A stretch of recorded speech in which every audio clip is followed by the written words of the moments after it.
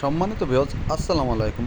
আজ আবার 40 ঘোড়া ক্যাপাসিটি এই পালভাইজার মেশিনটি ডেলিভারি দিলাম ভোলা জেলায়।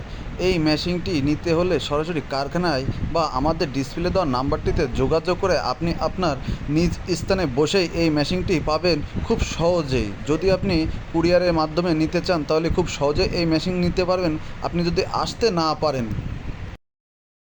আসসালামু আলাইকুম ভাই। ভাই ভালো আছেন?